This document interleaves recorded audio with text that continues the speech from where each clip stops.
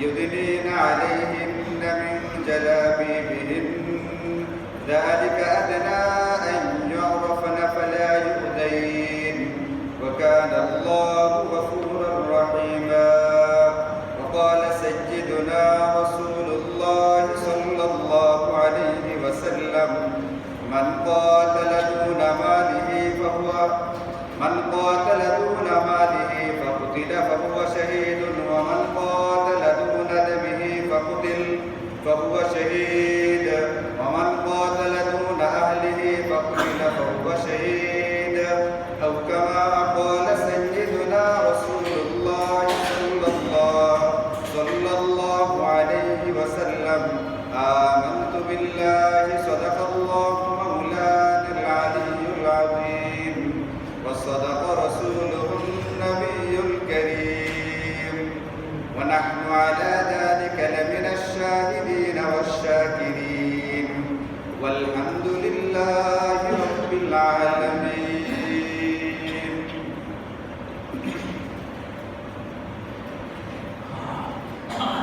সারা দুনিয়াতে বর্তমানে যে মহামারী করোনা ভাইরাস, এটা যতটুকু আতঙ্ক এবং ভয় ছড়িয়েছে, বর্তমানে বাংলাদেশে এর চেয়েও বেশি ভয় ছড়িয়েছে ধর্ষণ নামের মহামারী। আমরা যতটুকু জানি পত্রপত্রিকার মাধ্যমে, মিডিয়ার মাধ্যমে, মোবাইলের মাধ্যমে, এটা হলো সারা দেশে ঘটে যাওয়া ঘটনাগুলোর একটা ছোট্ট অংশ মাত্র।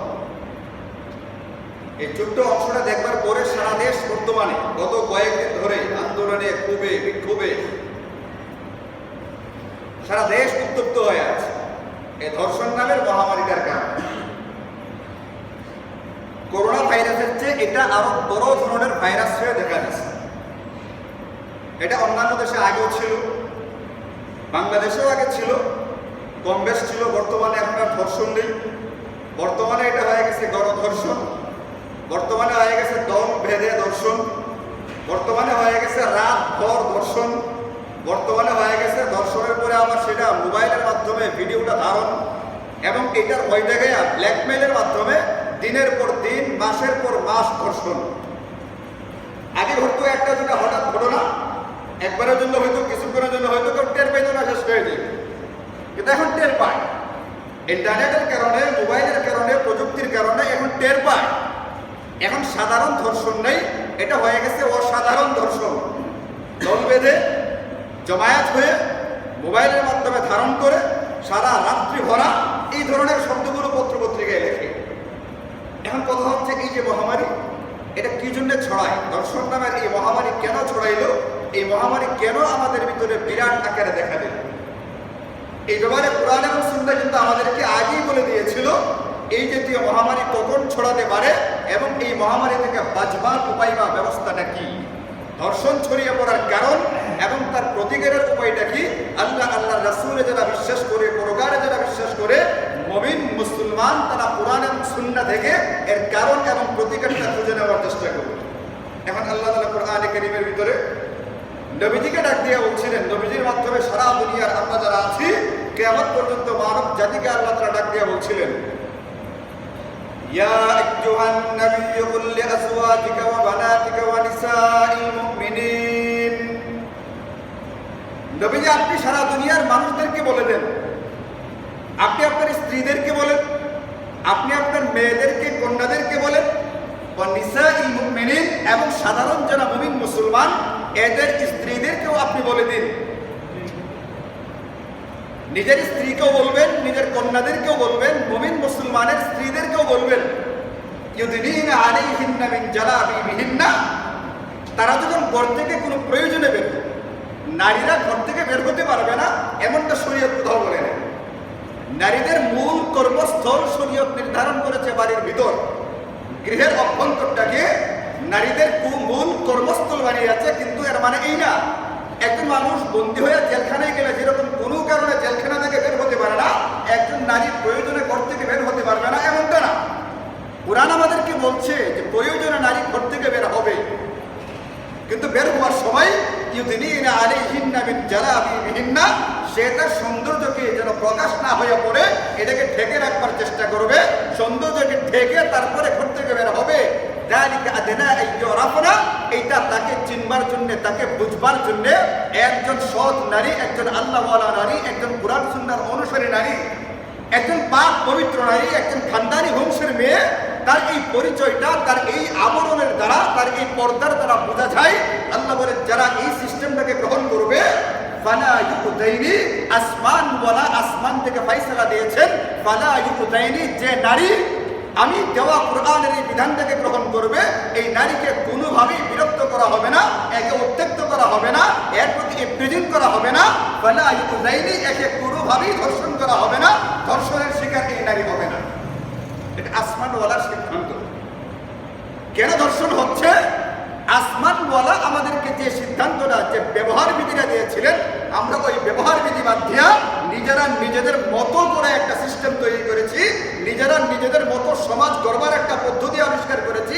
এই জন্য সমাজে দিনকে দিন শান্তির পরিবর্তে অশান্তি বেড়ে যাচ্ছে। আপনি একটা মোবাইলের দোকান থেকে মোবাইল কিনবেন, একটা গাড়ির দোকান থেকে গাড়ি কিনবেন, একটা যে কোনো যন্ত্রের দোকান থেকে একটা যন্ত্র কিনবেন, আপনি একটা ইলেকট্রনিক্স পণ্য কিনলেন, এটা ব্যবহার করার নিয়ম নীতিটা কি? আপনাকে যে ফ্যাক্টরিতে এটাকে তৈরি করা হয় ওখান থেকে আপনাকে একটা ম্যানুয়াল দেওয়া হয়, আপনি এই যন্ত্রটা, এই গাড়িটা, এই মোবাইলটা কিভাবে ব্যবহার করবেন, যেভাবে ব্যবহার করলে এটার কোনো ক্ষতি হবে না, ওই পদ্ধতিগুলো এই ম্যানুয়ালের ভিতরে দেওয়া থাকে। এখন কেউ যদি ওই পদ্ধতি অনুসরণ করে ব্যবহার করে, এই যন্ত্রটা এত ক্ষতিগ্রস্ত হবে না, কেউ যদি ওইটাকে অনুসরণ না করে যে পরিমাণ ক্ষতিগ্রস্ত হবে। এখন আল্লাহ তাআলা এই দুনিয়ার পুরুষদেরকে যেরকম বানিয়েছেন, আল্লাহ তাআলা এই দুনিয়ার মা বোনদেরকে বানিয়েছেন। মা বোনদের বানানোওয়ালা আল্লাহ তাআলা, এর খালেক সৃষ্টিকর্তা আল্লাহ তাআলা। আল্লাহ তাআলা জানেন পুরুষকে দিয়ে কোন কাজটা নেওয়া যাবে এবং তার কর্মক্ষেত্রটা কোথায় হবে। আর আল্লাহ তাআলা বানানোওয়ালা জানেন একজন নারীকে দিয়ে কোন কাজগুলো নেওয়া যাবে, তার কর্মক্ষেত্রটা কোথায় হবে। ফ্যাক্টরি যেরকম যন্ত্রটাকে ব্যবহার করবার জন্য ম্যানুয়াল দিয়ে দেয়, আল্লাহ তাআলা আমাদেরকে আসমান থেকে একটা আসমানি ম্যানুয়াল দিয়ে দিয়েছেন, নারীকে কোথায় ব্যবহার করা যাবে, তার কর্ম কি হবে এবং তার কর্মক্ষেত্রটা কি হবে। এখন আমরা ওই আসমানি ম্যানুয়ালকে বাদ দিয়া নিজেদের মন মতো একটা ম্যানুয়াল তৈরি করে নারীকে তার যে কাজগুলো করার কথা না, ওই কাজগুলো চাপিয়ে দিয়েছি। তাকে লোভের মাধ্যমে, প্রলোভনের মাধ্যমে, যেভাবেই হোক তাকে বোকা পেয়ে বুঝিয়ে তাকে তার কর্মগুলো পরিবর্তন করেছি, তার কর্মক্ষেত্রটাকে পরিবর্তন করে ফেলেছি।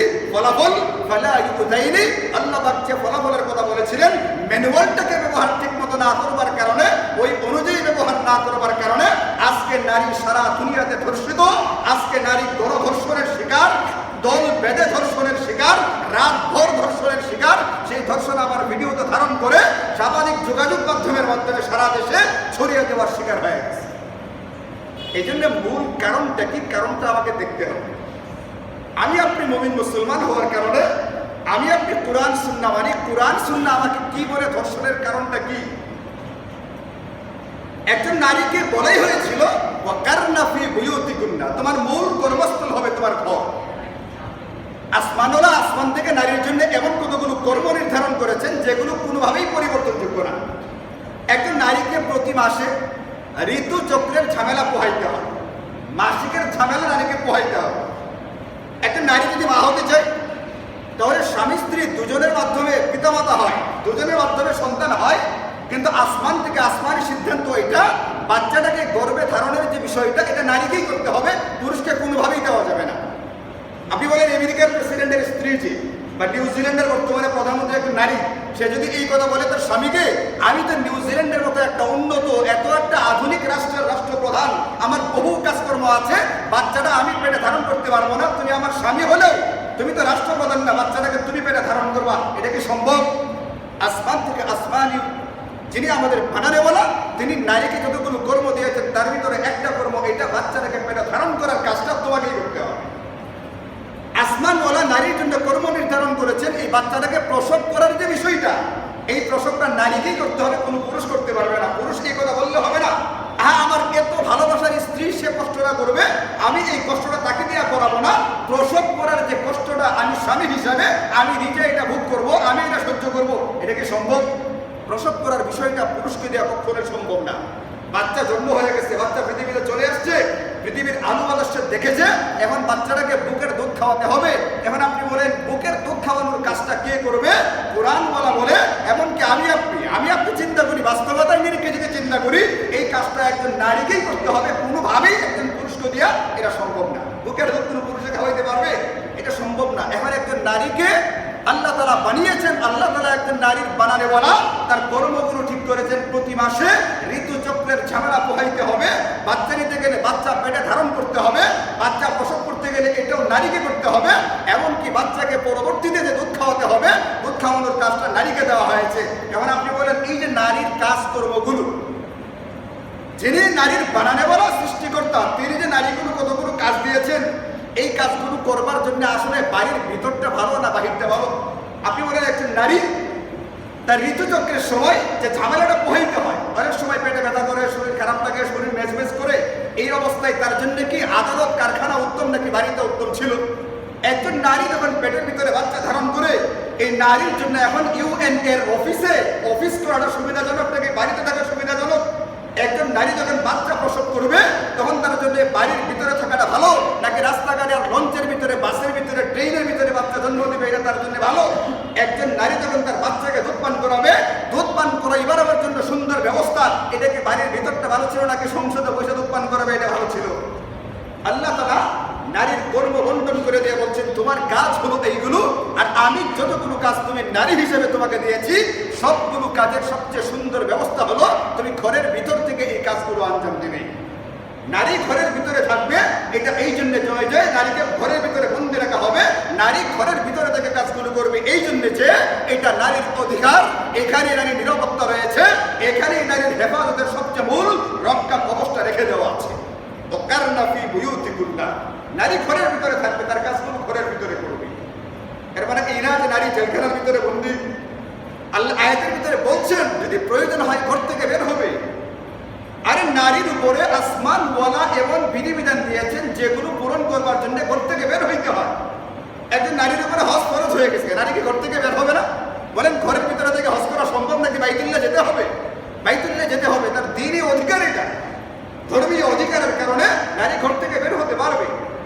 নারীর কোনো ব্যক্তিগত প্রয়োজন থাকলে ব্যক্তিগত প্রয়োজন পূরণ করবার জন্য ঘর থেকে বের হতে পারবে। এমন মারাত্মক অসুস্থ দেখা দিয়েছে, হাসপাতালে না নিয়ে গেলেও সুবিধা, ডাক্তারের কাছে না গেলেও সুবিধা, ডাক্তার বাড়িতে এখন আর আসে না, বলে আর আসে না, এখন ডাক্তারের কাছে যেতে হবে, নারী যাবে, কোনো অসুবিধা নাই। নারী জমি কিনবে, জমি রেজিস্ট্রি করবে, তাকে রেজিস্ট্রি অফিসে যেতে হয়, প্রয়োজনের সাথে যাবে, কোনো অসুবিধা নাই। নারীর ব্যক্তিগত প্রয়োজনে বের হতে পারবে, নারীর ধর্মীয় অধিকারের জন্য বের হতে পারবে। নারীর যদি অন্য কোনো রকমের প্রয়োজন দেখা দেয়, বলে ওইটার জন্যও নারী ঘর থেকে বের হতে পারবে। কিন্তু ঘর থেকে বের হওয়ার মতো শরীয়ত ক্ষেত্রে অনুমতি দেয়, শরীয়ত যেখানে অনুমোদন দেয়, ওই ক্ষেত্রে নারী ঘর থেকে বের হবে, কোনো রকম সুবিধা নাই। এর মানে এই না নারী ঘরের ভিতরে তার কর্মস্থল হওয়ার কারণে গোটা জীবনটা ঘরের ভিতরে থাকা লাগবে। শরীয়ত বলছে তোমার প্রয়োজন হলে ঘর থেকে বের হতে পারবে। কোনো নারী যদি এমন হয়, তার বাবাও নাই, তার ভাইও নাই, তার স্ত্রী, তার পুত্রও নাই, তাকে লালন পালন করবার মতো কেউ পৃথিবীতে নাই, তাকে অর্থ যোগাই দেওয়ার জন্য কোনো কাছের কোনো আত্মীয় পুরুষ নাই, তাহলে ওই নারীর জন্য শরীয়ত এটাও বলছে তুমি ঘর থেকে বের হয়ে কামাই রোজগার করে নিজের কামাই রোজগারটাও তুমি হাসিল করতে পারবে, কোনো অসুবিধা নাই। তাহলে আর্থিক প্রয়োজন বলেন, ব্যক্তিগত প্রয়োজন বলেন, দিনই প্রয়োজন বলেন, যে কোনো প্রয়োজনে নারী ঘর থেকে বের হতে পারবে। কিন্তু বের হওয়ার সময় সে কিভাবে বের হবে, এটা তার যিনি বানানেওয়ালা, যিনি আসমান থেকে ম্যানুয়ালটা দিয়ে দিয়েছেন, তিনি বলে দিয়েছেন আল্লাহ তাআলা কুরআনে কারীমে বলছেন ওয়ালা তাবাররাজনা তাবাররুজাল জাহিলিয়াতিল উলা। তুমি যখন ঘর থেকে বের হবে, বের হওয়ার সময় প্রাচীন বর্বর যুগের নারীদের মতো নিজের সৌন্দর্য প্রদর্শন করে ঘর থেকে বের হবে না। আল্লাহ তাআলা কুরআনে বলছেন ওয়ালা তাবাররুজাল জাহিলিয়াতিল উলা, প্রাচীন জামানার বর্বর যুগের বর্বরদের মতো বের হবে না। এর মানে হলো প্রাচীন জামানায় যেমন একটা বর্বরতার যুগ ছিল, এরকম নব্য জামানা, নতুন একটা জামানা আসবে যেখানে এরকম বর্বরতার প্রকাশ করা হবে। আল্লাহ বলছেন তুমি যখন নতুন জামানায় ঢুকবে, নতুন যুগে পদার্পণ করবে, তোমার বেহায়া করা, তোমার অশ্লীলতা যেন ওই আগের জামানার মেয়েদের মতো না হয়ে যায়। যদি এমনটা হয়ে যায় তাহলে তুমি ওই ধরনের ইফতিজিংয়ের শিকার হবে, উত্তেক্তের শিকার হবে, তুমি ধর্ষণের শিকার হবে, নানাভাবে তুমি নির্যাতনের শিকার হবে। এখন দুনিয়ার মানুষ বর্তমানে আমাদের মা বোনদেরকে লোক দেখায়া নারী স্বাধীনতার নামে স্লোগান দিয়া এদেরকে অর্থ বিত্তর ক্ষমতা বিভিন্ন জিনিসের রূপ দেখাইয়া তার যে মূল কর্মগুলো এইগুলো করতেই হয়। আসমানওয়ালা আসমান থেকে 4টা কর্ম দিয়েছিলেন। মাসিকের ঝামেলা পোহাইতে হবে, বাচ্চা নিতে গেলে বাচ্চা তোমাকেই পেটে ধারণ করতে হবে, বাচ্চা যদি পেটে ধারণ করো প্রসবটা তোমাকেই করতে হবে, এবং বাচ্চাকে স্তনের দুধ তোমাকেই খাওয়াইতে হবে। এই যে দায়িত্বগুলো নারীর উপরে আসমান থেকে দেওয়া ছিল, এইগুলো তার উপরে যথাযথ এখনো ঠিকই রয়ে গেছে। পৃথিবী বদলাইতে পারে না, না এখন থেকে বাচ্চা পুরুষেরা গর্ভে ধারণ করবে, তারা তার বাচ্চাদেরকে দুধপান করাবে। এই সিস্টেম পরিবর্তন করতে পারে না, কিয়ামত পর্যন্ত পারবে না। এই 4টা দায়িত্ব তার উপরে রয়ে গেছে। আর স্বাধীনতার নামে তাকে ঘর থেকে বের করে আরো অতিরিক্ত কতগুলোর বোঝা তার উপরে চাপিয়ে দেওয়া হয়েছে। ফলাফল কি হয়েছে? দুনিয়ার ভারসাম্য নষ্ট হয়েছে। কয়েকদিন আগে এখানে একটা দাওয়াত খেতে গেছে। দাওয়াত খেতে গিয়ে দেখবেন তো চেয়ার টেবিলের আয়োজন করা আছে, টেবিলের ভিতরে দায়িত্ব খানার গুলো ব্যবস্থা করে দেওয়া আছে। এখন যখন খানা পরিবেশন শুরু হয়েছে, তখন একজন আরেকজনকে বলতেছে, যার টেবিলটা যার সে ওখানেই থাকবা, টেবিল থেকে নড়বা না। যাকে যে টেবিলে দায়িত্ব দেওয়া আছে ওই টেবিলেই সে দায়িত্ব পালন করবে, অন্যদিকে যাবে না। এটা অসুবিধাটা কি হবে? যদি সে নিজের টেবিল ছেড়ে দিয়ে অন্য টেবিলে আসে, তাহলে এক টেবিলে পরিবেশনকারীর সংখ্যা বাড়াবে, আরেক টেবিলে পরিবেশের সংখ্যা একবারে নাই হয়ে যাবে।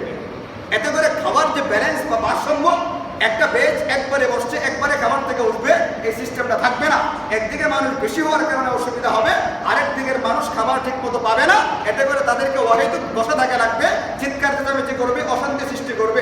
এখানে ব্যালেন্স নষ্ট হয়। আল্লাহ তাআলা আসমান থেকে মানুষ পুরুষ আর নারী রূপে বানিয়ে পুরুষদেরকে তাদের কাজ নির্ধারণ করে দিয়েছেন, নারীদেরকে তাদের কাজ নির্ধারণ করে দিয়ে বলেছেন, যার যার কাজে যে যে থাকো, যদি এখান থেকে নড়াচড়া করো, পৃথিবীর ভারসাম্য নষ্ট হবে, পৃথিবীর মানুষ অশান্তির মুখোমুখি হবে। একটা উদাহরণ দিই, এটা বর্তমানে আমি ইচ্ছে করলে পরিষ্কার একেবারে বলেই বলতে পারি কোন জায়গার কথা বলছি, কিন্তু বলতে গেলে বলে পুলিশ আমার ধরে নিয়ে যাবে, বুঝলেন নাই? একজন নারী ধর্ষিত হয়, ধর্ষকদেরকে ধরতে পারে না, ধর্ষকদের বিরুদ্ধে আন্দোলন হয়, এদের উপরে পুলিশ লাঠিচার্জ করে, এদেরকে মারধর করে, এদেরকে গ্রেফতার করে নিয়ে যায়। আরে আন্দোলন তো সরকার বিরোধী হচ্ছিল না, আন্দোলন হচ্ছিল ধর্ষণ বিরোধী। এদের উপরে হামলা হয়, কিন্তু 15 বছর বয়স্ক একটা মেয়েকে বিয়ে করাইবার কারণে ইমাম সাহেবকে পুলিশ ধরে নিয়ে গেছে 2-3 দিন আগের ঘটনা। ধর্ষণ হইলে অসুবিধা হয় না, আর যে মেয়েটা উপযুক্ত হয়ে গেছে, শারীরিক গঠনটা এতটুকু হয়ে গেছে, তার বিয়ে হতে পারে, তার পিতামাতা রাজি, মেয়ে নিজে রাজি, তাকে বিয়ে করাইতে গেলে পুলিশ ধরে নেওয়া যায়। এখন যখন নারী তার কর্মক্ষেত্র থেকে বের হবে, পুরুষ তার কর্মক্ষেত্র বাদ দিবে, পৃথিবীর ভারসাম্য কিভাবে নষ্ট হয় দেখেন। একটা উদাহরণ দিচ্ছি, উদাহরণ, শুধুমাত্র উদাহরণ। এটা একজন ম্যাজিস্ট্রেটের দায়িত্ব, যারা জমি খারিদের কাজ করবে, শেষ ফাইনাল সিগনেচারটা করবে একজন ম্যাজিস্ট্রেট, যাকে আমাদের এখানকার পরিভাষায় বলে ছিলেন, উনি এটা করবেন। আরেকজন ম্যাজিস্ট্রেটের দায়িত্ব ইউএনও, নির্বাহী কর্মকর্তা যিনি থাকেন, তার দায়িত্ব হলো ওখানকার একটা কাজ আছে, তিনি সেই কাজগুলো করবেন। এখন যদি এই দুজনের কোনো একজন মহিলা হয়, যদি এই দুজনের কোনো একজন মহিলা হয়ে থাকে, আর ওই মহিলা যদি কোনো কারণে বাচ্চা নেওয়ার ইচ্ছা করে থাকেন এবং তার পেটে বাচ্চা আইসা থাকে, তাহলে সরকারি আইন অনুযায়ী মাতৃত্বকালীন একটা 6 মাস, 8 মাস, 10 মাস, 1 বছরের ছুটি পাইতে পারে। এখন যদি ওই মাতৃত্বকালীন ছুটিটা তিনি ভোগ করবার জন্য সরকার কাছ থেকে ছুটি নিয়ে নেন, তাহলে তার যে জায়গাটা খালি হবে, এই যে ম্যাজিস্ট্রেটের জায়গাটা খালি হইল, এখানে যারা বিচার প্রার্থী, এখানে যারা কোনো দরখাস্ত নিয়ে আসছিল, দরখাস্তটা মঞ্জুর করবার কথা, এই দরখাস্তটা মাসের পর মাস পরে থাকবে, জনগণের ভোগান্তি বাড়বে।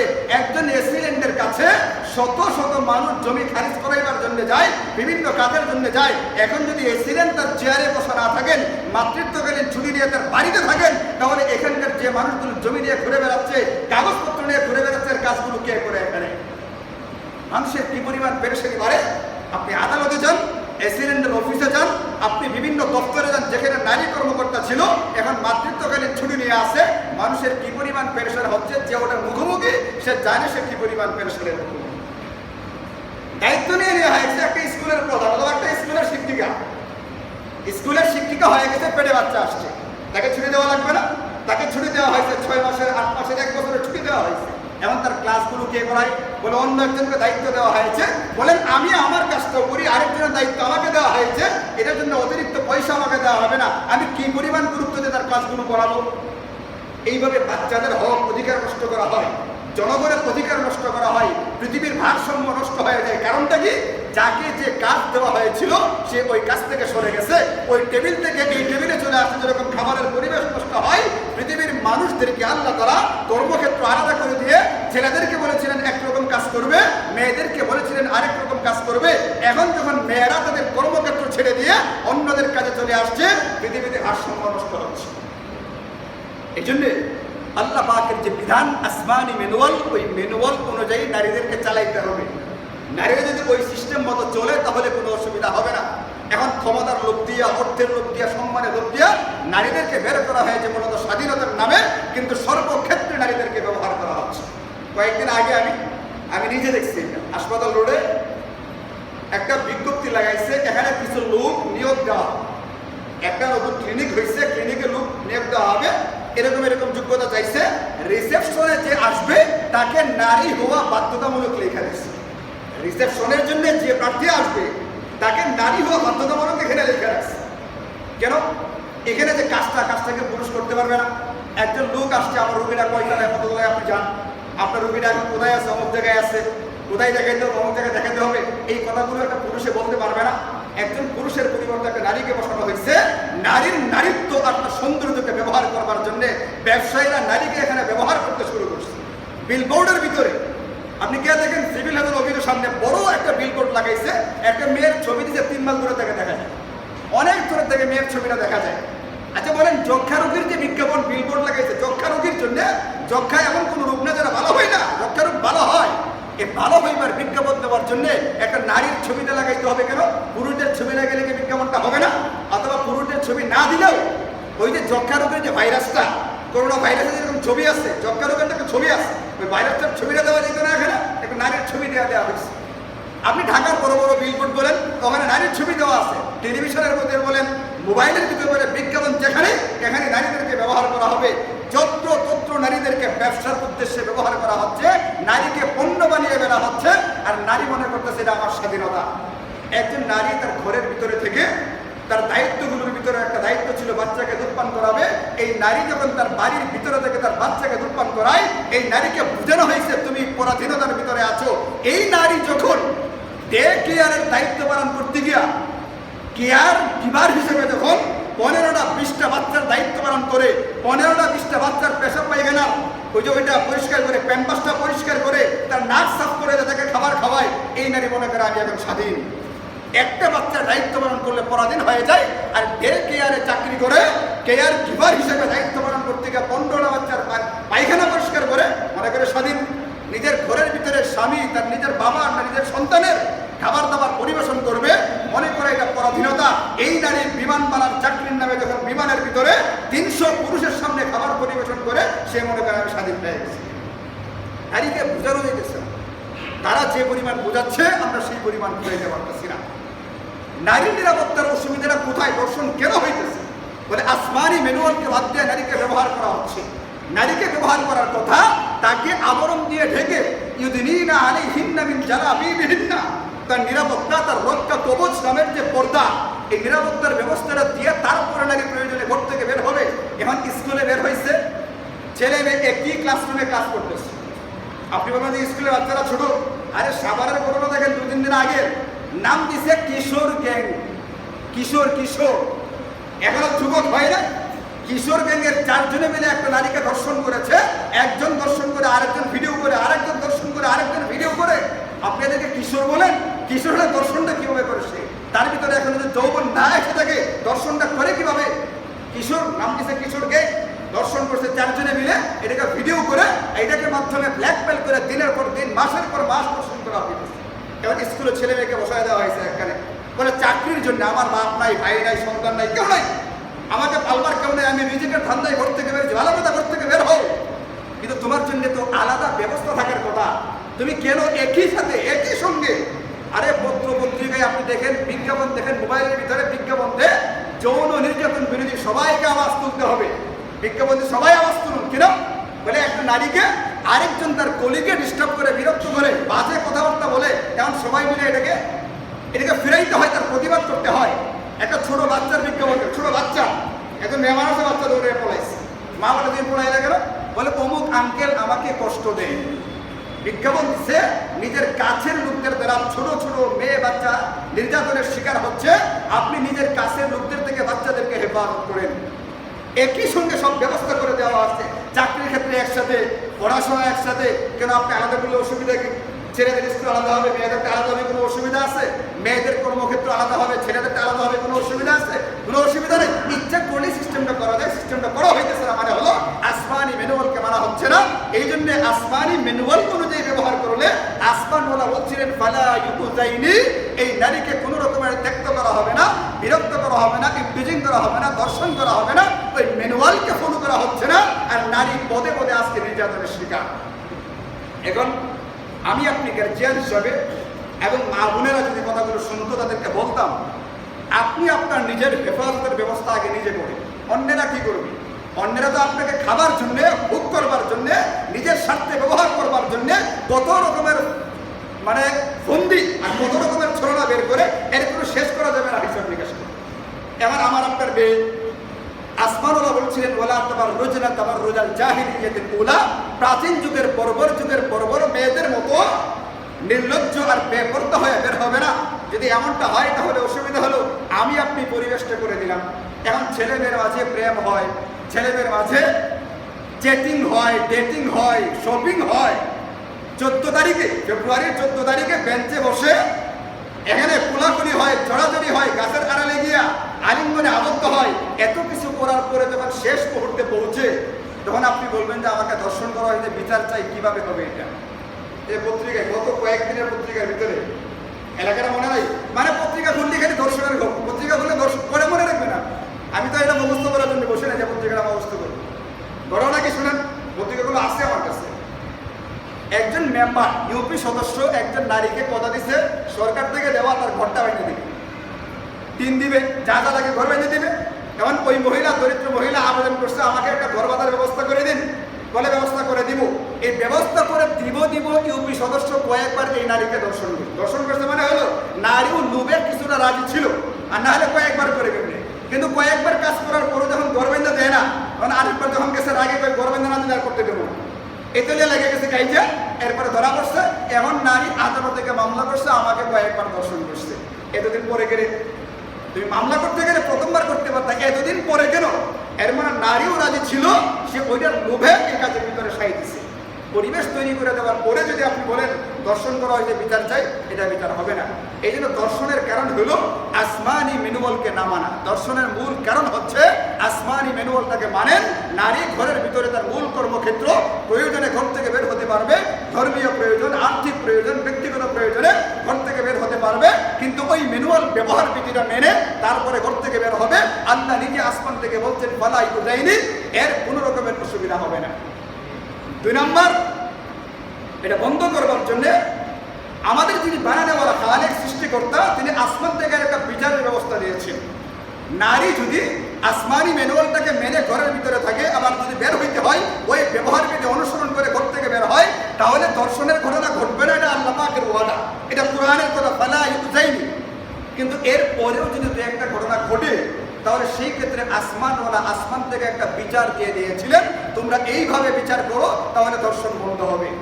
এখন আমরা বিচার করি কোরআন শরীফকে পিছনে রাখা, নিজেরা মন মতো একটা বিচার ব্যবস্থা তৈরি করেছি। এই বিচার ব্যবস্থার মাধ্যমে আল্লাহ বলেন আফা হুকমাল জাহিলিয়াতি ইয়াবগুন ওয়া মান আহসানু মিনাল্লাহি হুকমান লিকাওমিন ইউকিনুন। তোমরা যে বিচার ব্যবস্থার পিছনে ছুটছো, একটা বিচার করতে 20-25 বছর লাগবে। আদালতে ঘুরতে ঘুরতে, উকিলদের পিছনে ঘুরতে ঘুরতে তোমার জুতা ক্ষয় হবে, তোমার বিচার আর তুমি শেষ দেখে যেতে পারবা না। আপনি কে দেখেন পত্রিকায় দিচ্ছে, একটা অনলাইন টিভিতে দেখলাম, বলছে ওখানকার এরাই বলছে যে হাইকোর্টে হাজার হাজার দর্শন মামলা ঝুলে আছে। মানে সিভিল কোর্টে, জেলা কোর্টে হয়তো বা ফাইসলা হয়ে গেছে ম্যাজিস্ট্রেটের কোর্টে, কিন্তু হাইকোর্টে এখানে ঝুলতেছে, ঝুলেই আছে, হাজার হাজার দর্শন মামলা ঝুলে আছে। ওখানে অসুবিধাটা কি হয়েছে, বিচারগুলো হয় না কেন? একটা হলো বিচারকের সংখ্যা কম, আরেকটা হলো যে সমস্ত নারীরা বিচারপতি হয়ে আছেন, ওই যে বললাম তার ঘরের কাজগুলো করতে গিয়া মাঝে মাঝে তাকে ছুটি নেওয়া লাগে, শরীর খারাপ থাকে, তখন এই জায়গাটার ঘাটতি থাকে। বিচারের পর বিচার এইভাবে দিনকে দিন জমাই হচ্ছে। এই জন্য দুনিয়ার যে সাধারণ ব্যবস্থা, দুনিয়ার যে সাধারণ বিচার ব্যবস্থা, এই বিচার ব্যবস্থাতে কোনোদিন ধর্ষণ বন্ধ হবে না, নারী নির্যাতন বন্ধ হবে না। নারী নির্যাতন বন্ধ করবার জন্য নারীর বানানাওয়ালা সৃষ্টিকর্তা আসমানওয়ালা যে বিচার দিয়েছেন, ওই বিচার যতদিন পৃথিবীতে কায়েম না হবে ততদিন এই নির্যাতন কোনোদিন বন্ধ হবে না। এই জন্য আমি আপনি কি করতে পারি? আমার আপনার তো বিচার করার সামর্থ্য নেই, আমি আপনি তো সরকার না, কিন্তু আমি আপনি একজন মুমিন আর মুসলমান হিসাবে আল্লাহ কুরআনে কারীমে বলছেন যে আল্লাহ পাকের দেওয়া বিধান অনুযায়ী বিচার করবে না, এরা ফাসিক। যারা আল্লাহর বিধান দেওয়া অনুযায়ী বিচার করবে না, এরা জালেম। যারা আল্লাহর দেওয়া বিধান অনুযায়ী বিচার করে না, এরা কাফের। আমি আপনি মুসলমান হিসেবে কুরআনে যদি বিশ্বাসী হয়ে থাকি, আমার আপনার জায়গা থেকে আওয়াজ তুলতে হবে, আমার আপনার জায়গা থেকে এই কথা বলতে হবে যে আমাদের বিচার ব্যবস্থা নতুন করে ঢেলে সাজাইতে হবে, কোরআন সুন্নাহ অনুযায়ী একটা বিচার ব্যবস্থা তৈরি করা লাগবে। তাহলে সমাজ থেকে ধর্ষণ করতে হবে। আর না হলে এখন আমি আপনি হয়তো বা দেখতেছি অন্য ধরনেরটা। আল্লাহ আমাদেরকে হেফাজত করুক। যখন আমার উপরে আসবে তখন আমার আপনার কান্দন ছাড়া কোনো গতি থাকবে না।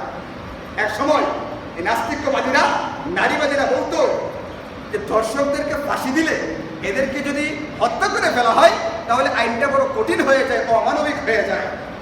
একটা জাকির নায়েক তার এক বক্তব্যে বলছে, আপনি যে ধর্ষণের শিকার হয়েছে ওই নারীকে অথবা ওই নারীর পরিবারের কোনো সদস্যকে জিজ্ঞেস করেন, তোমাকে যারা ধর্ষণ করছে তুমি আর কি বিচার চাও? উনি বলেন, আমি কয়েকজনকে জিজ্ঞেস করছি, একটা পরিবার এই কথা বলে নাই তার যাবজ্জীবন হোক। আমি যতজনকে জিজ্ঞেস করছি, ধর্ষিতা পরিবারের সদস্য, ধর্ষিতা নিজে, সে বলছে আমি চাই এই ধর্ষকদের ফাঁসি হোক, এদের মৃত্যুদণ্ড হোক।